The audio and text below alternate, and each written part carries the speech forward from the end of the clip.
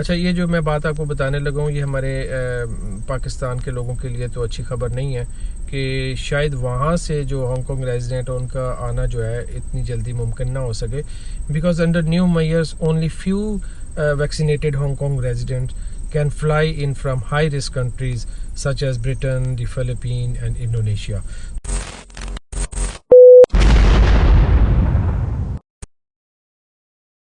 अस्सलाम वालेकुम, उम्मीद है आप सब लोग खैरियत से होंगे। दिन मलिक आपकी खिदमत में एक मरतबा फिर हाजिर है। वीडियो उसी से रिलेटेड है जो मैंने एक ये व्हाट्सएप पे स्टेटस दिया था, क्योंकि बहुत सी इंक्वायरीज आ रही थी। बहुत से लोग जो थे वो परेशान हैं पाकिस्तान में, जो हांगकांग से यहाँ गए थे और वहाँ पे जाके स्टक हो गए और उन्होंने सोचा था कि जल्दी वापस आ जाएंगे, लेकिन ये क्वारंटीन वाला मसला और जो फिर हांगकांग में ये लिस्टें बन गई, ग्रुप्स बन गए, A1, B1, C वगैरह मुख्तलिफ ग्रुप्स बन गए।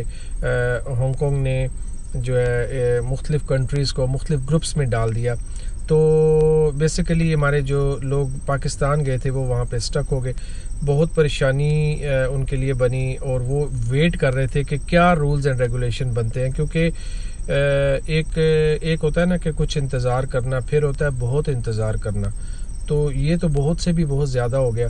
मैं समझ सकता हूँ कि क्या परेशानियाँ हो सकती हैं। यहाँ की जो गवर्नमेंट है उसको भी इसके बारे में बताया गया है कि देखें, लोग जो थे यहाँ पे अपने घर किराए पे लेके गए थे, घर के सामान पड़े हैं और आप ख़ुद सोच सकते हैं कि भाई 1 महीना 2 महीना अगर आप रेंट ना दें तो पीछे जो है वो ओनर जो है वो क्या एक्शन ले सकता है वगैरह वगैरह। बहुत सी परेशानियाँ। इस पे तो एक अलहदा वीडियो बन सकती है कि भाई अब लोगों को क्या क्या मसाइल दरपेश आए हैं। बहरहाल फ़िलहाल जो हमारा टॉपिक है वो हम देखते हैं कि आने वाले दिनों में क्या चेंजेस आने वाली हैं। अगेन मैं डिस्क्लेमर इस चीज़ का दे रहा हूँ कि ये मैं अपना एनालिसिस दे रहा हूँ जो हम यहाँ पे ख़बरों में देख रहे हैं, या जिसकी पेशन गोई की जा रही है, या जिसका मीडिया में, सोशल मीडिया वगैरह में चर्चा है। तो उम्मीद है कि इससे आगे पीछे थोड़ा बहुत ही होगा। नए रूल्स आने का आपको वेट करना चाहिए। तो एक चीज़ मैं यहाँ पे जो है वो आप सब लोगों को बताना चाहता हूँ कि अल्हम्दुलिल्लाह जो हांगकांग है वो one of the best country है कोरोना के ख़िलाफ़, जिन्होंने बहुत अच्छा परफॉर्म किया है। मेरे ख्याल में जो हमारे मुल्क के वज़ीर-ए-आज़म इमरान ख़ान, उन्होंने भी ये बहुत अच्छा काम किया है कि उन्होंने मुल्क को लॉकडाउन नहीं किया।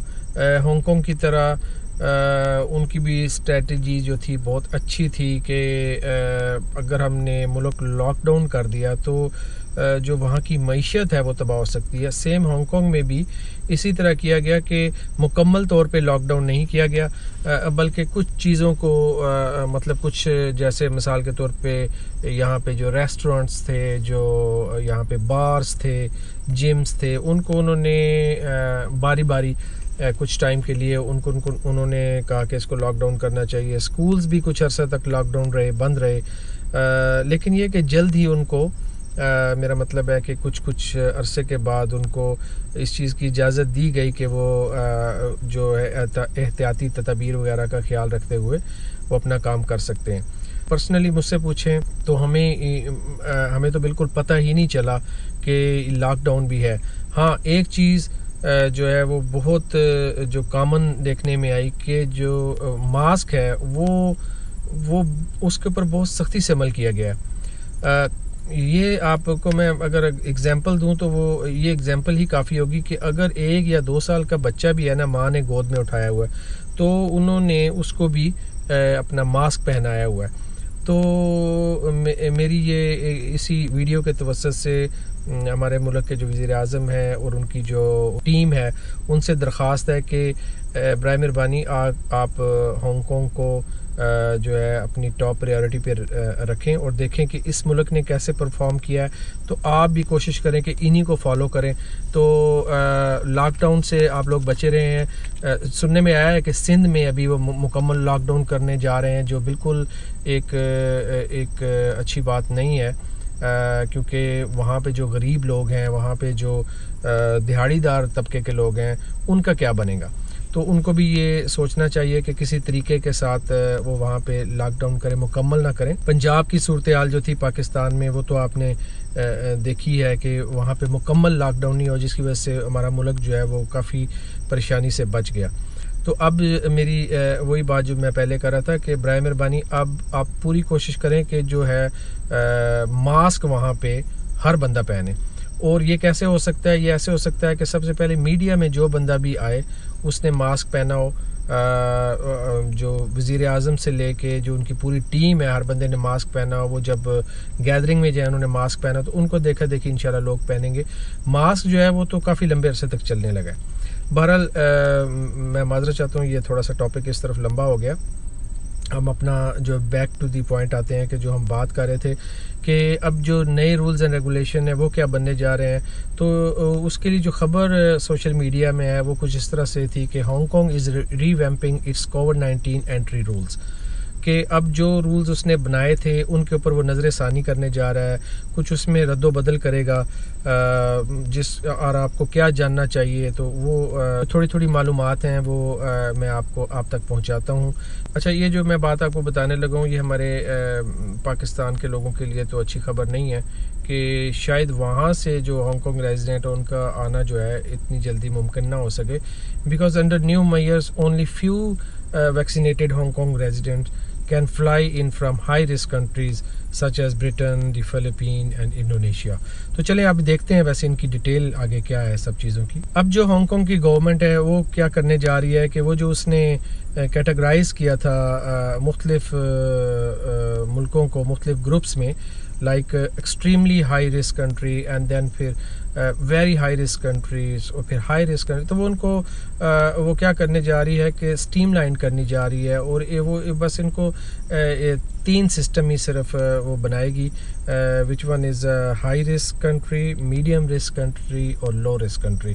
तो इसका मतलब ये हुआ कि जो एक्सट्रीमली हाई रिस्क कंट्रीज़ हैं और वेरी हाई रिस्क कंट्री हैं उनको ख़त्म किया जा रहा है और उनको स्ट्रीमलाइन करते हुए सिर्फ 3 कैटेगरीज बनाई जा रही हैं, जो हाई रिस्क कंट्री हैं और जो मीडियम रिस्क कंट्रीज़ हैं और फिर जो लो रिस्क कंट्रीज़ होंगे। अच्छा, ये जो इम्प्लीमेंटेशन है इनका इम्कान है कि नेक्स्ट वीक से इसका जो है वो प्रॉपरली अनाउंस कर दिया जाए आने वाले हफ्ते में।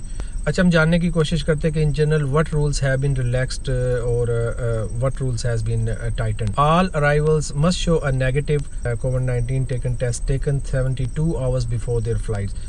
अच्छा, अब ये है कि तमाम भी जो अराइवल्स हैं, जो भी लोग आ रहे हैं, ये तो मस्ट हो गया है कि उनको जो वो 72 आवर्स बिफोर देयर डिपार्चर उनको जो कोविड-19 का नेगेटिव टेस्ट जो था दिखाना था कि हमें कोविड-19 नहीं है, वो उनको जो है वो अब ऑल पैसेंजर्स को दिखाना होगा। क्योंकि पहले ये था कि सम जो वैक्सीनेटेड ट्रैवलर्स थे वो इससे एग्जेम्प्ट थे। अच्छा, फुली वैक्सीनेटेड नॉन रेजिडेंट। अच्छा, अब ये क्या है कि वो लोग जो हांगकांग के रेजिडेंट नहीं है और फुली वैक्सीनेटेड है, तो वो जो है वो अब अगर they are coming from the medium risk countries such as Singapore, Japan and USA, तो वो अभी आ सकते हैं। प्रीवियसली ये रूल नहीं था। प्रीवियसली ये था कि only non resident regardless of vaccination stated who right from low risk countries namely Australia and New Zealand were allowed to do so.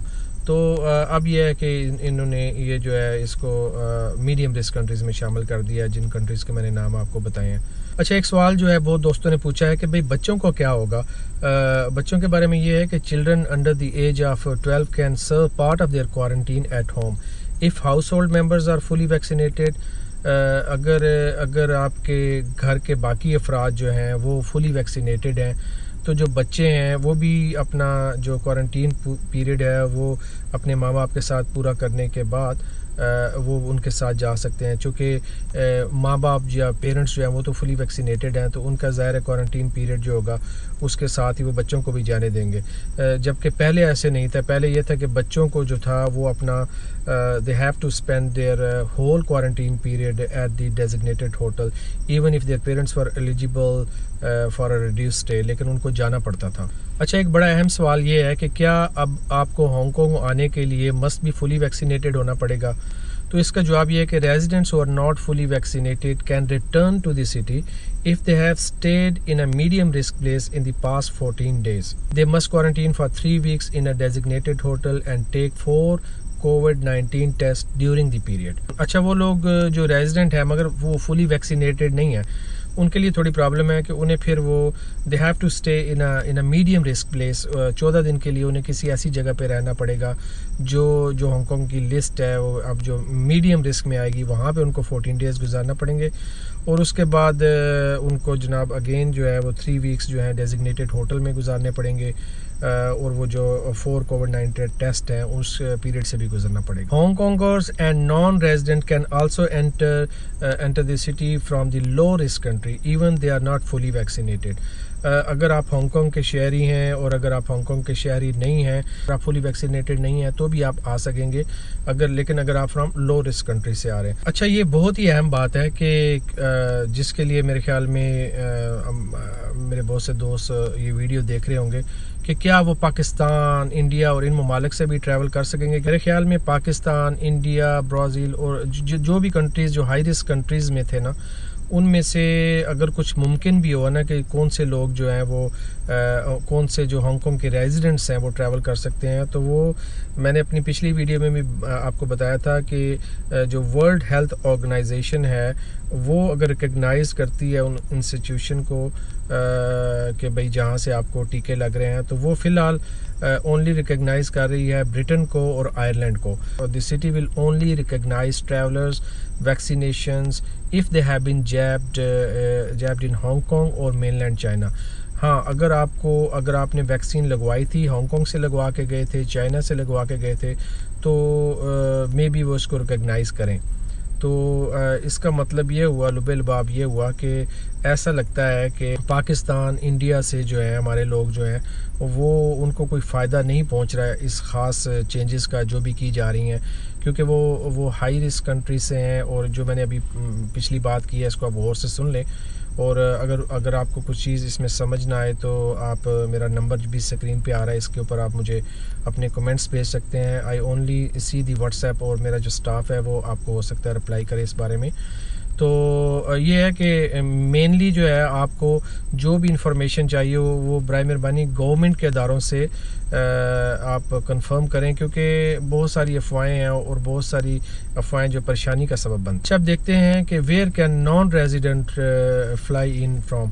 fully vaccinated non-resident who have stayed in medium risk places in the past 14 days are allowed to board flight in the city.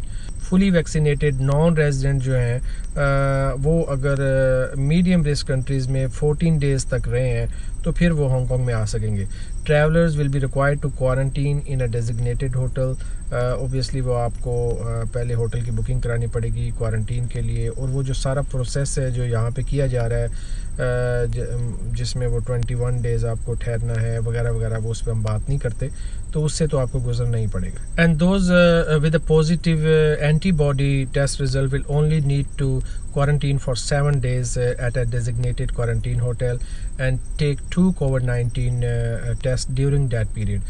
They will also have to self-monitor during the subsequent week and undergo mandatory screening on the 9th, 12th, 16th and 19th day of the arrival in Hong Kong. तो ये बात आपको समझ आ गई होगी कि अगर आपने एंटीबॉडी टेस्ट करवाया हुआ है तो फिर आपको जो है वो तकरीबन सिर्फ 7 डेज़ के लिए क्वारंटीन करना पड़ेगा। Non resident have stayed in a low risk country during the past 14 days can also enter the city. अच्छा, अब थोड़ा सा ये जान लेते हैं कि सबसे कम जो है वो क्वारंटीन पीरियड जो है वो किसका है। Be eligible for shorten period fully vaccinated travellers from medium risk countries who have a positive local antibody test can have their hotel quarantine and self-monitor for the subsequent 7 days. They must also undergo compulsory testing on the subsequent periods on the subsequent date of arrival in Hong Kong. The antibody test must be conducted by an officially accredited lab in Hong Kong and is valid for 3 months. तो अगर तो आप जो है वो lowest period के लिए quarantine करना चाहते हैं तो then you have to come from a medium risk country. और ये भी सुनने में आ रहा है कि मिड ऑफ अगस्त में ये लोग कोई सेल्फ पेड एंटीबॉडी टेस्ट जो है यहाँ पे एयरपोर्ट पे उसका भी इंतज़ाम कर देंगे। अच्छा, अगर वो लोग जो हाई रिस्क कंट्री से आ रहे हैं और उनके जो बच्चे हैं वो अंडर द एज ऑफ 12 हैं तो चूँकि उनको अगर वैक्सीन नहीं लगी तो वो भी जो है वो अपने पेरेंट्स के साथ आ सकते हैं बगैर वैक्सीन के, अगर वो हांगकॉन्ग के रेजिडेंट हैं। उम्मीद है आप लोगों को कुछ मालूमात इससे मिली होंगी मेरी इस वीडियो से। मुझे पता है कि बहुत से क्वेश्चंस अनआंसर्ड हैं, कुछ रह गई हैं चीज़ें, आप लोगों के ज़हन में बहुत से सवालात हो सकते हैं। एक तो आप मेरा नंबर स्क्रीन पे अपीयर हो रहा है, वहाँ पे भी कमेंट्स भेज सकते हैं, या ऑफिशियल जो गवर्नमेंट के इदारे हैं वहाँ से आप मालूमात हासिल करें। तो इसकी जो है मुकम्मल मालूमात या कुछ और ऐसे क्वेश्चंस जिनकी अभी तक हमें समझ नहीं आ रही, वो आने वाले दिनों में पता चल जाएंगे। थोड़ा वेट करें, इंतज़ार करें, अल्लाह बेहतर करेगा। तो मुझे इजाज़त दीजिए, किसी नई वीडियो के साथ आपसे दोबारा मुलाकात होगी। अल्लाह हाफिज़।